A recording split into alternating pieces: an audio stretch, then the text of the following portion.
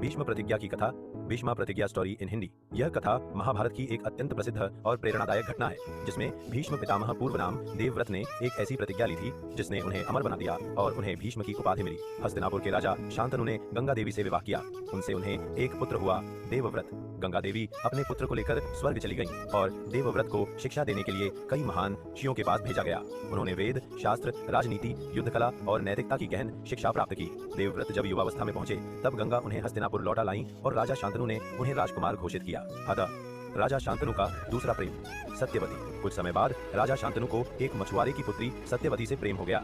जब उन्होंने सत्यवती के पिता से विवाह प्रस्ताव रखा तो उन्होंने शर्त रखी कि सत्यवती का पुत्र ही हस्तिनापुर का अगला राजा बने। राजा शांतनु इस शर्त को मान नहीं सके, क्योंकि उन्होंने देवव्रत को पहले ही उत्तराधिकारी घोषित कर दिया था। वे दुखी होकर लौट आए। पौज देवव्रत की महान प्रतिज्ञा।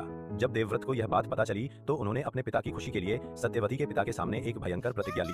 मैं आजीवन ब्रह्मचारी रहूंगा और कभी विवाह नहीं करूंगा। मैं न राजा बनूंगा, न मेरे वंशज कभी इस राज्य सिंहासन के अधिकारी होंगे। मैं सदा हस्तिनापुर के राज्य की सेवा करूंगा। यह प्रतिज्ञा इतनी कठोर थी कि स्वर्ग के देवता भी चकित रह गए। आकाश से फूलों की वर्षा हुई और देवव्रत को नाम मिला भीष्म।